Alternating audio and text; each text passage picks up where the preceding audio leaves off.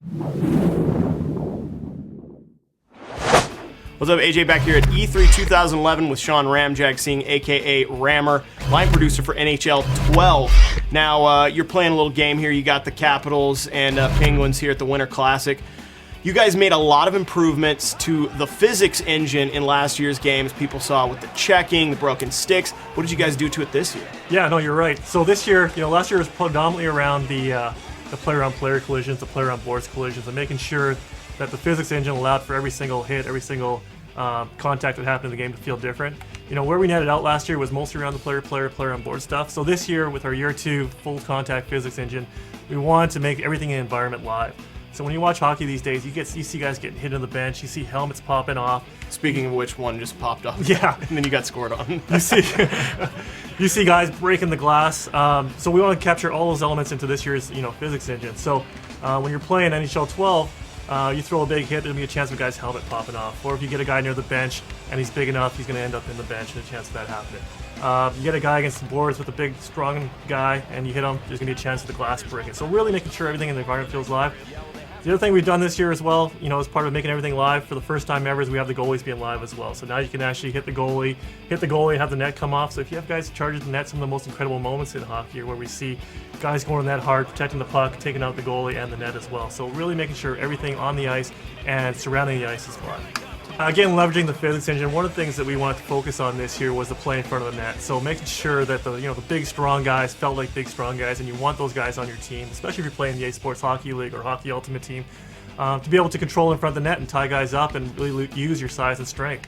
So, this year, if you have a big, strong guy in front of the net against a little guy or a smaller guy, you can use that as an asset, that size and strength, an asset, and drive guys out from the slot.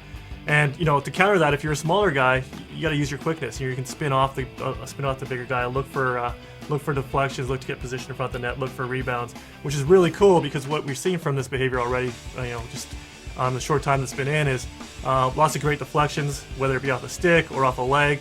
The goalie having to make incredible saves and scrambles in front of the net. So to really create a lot more dynamic behavior in front of the net in that slot area, which is so crucial, especially in playoff hockey like we're watching. Yeah, and doesn't it make bigger guys more important too? Because in the past, in hockey games in the past, you might just go with the guy whoever could get around everybody the quickest, and you could just deke the goalie. But now you got to utilize all the different types of players in the NHL. Yeah, it's a great point. Going back to the start of sports video games, it's always been about the small, quick guys because they just avoid all the contact.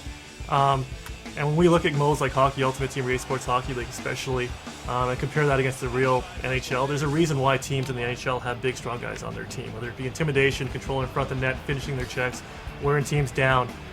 So we want to make sure that's captured in our game this year, and as you've seen right here, we're focusing on that for in front of the net especially.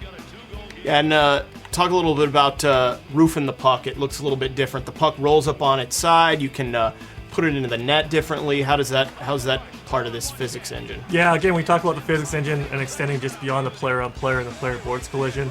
The net's got some new puck physics on it as well, so the puck can go on end, the puck can roll. If you hit the puck while it's rolling, you'll see knuckleballs coming off of it. So just, again, creating this really open-ended behavior. You see the net coming off there. There you go. Creating this open-ended behavior with the physics engine, because it's, the great thing about the physics engine is it makes everything completely unscripted and you never know what's really going to happen. So, months after we ship what happened last year is we see stuff on YouTube or on our EA Sports World. We see videos that we never saw during development, which is really cool for us to see. Well, very cool. This is looking awesome so far, Rammer. Obviously, you guys are still a couple of months away from launch. When does the game launch, actually? Game's coming out September 13th. Awesome. Sean Ramjag Singh, NHL 12. More from EA Sports at E3, facebook.com/EA Sports.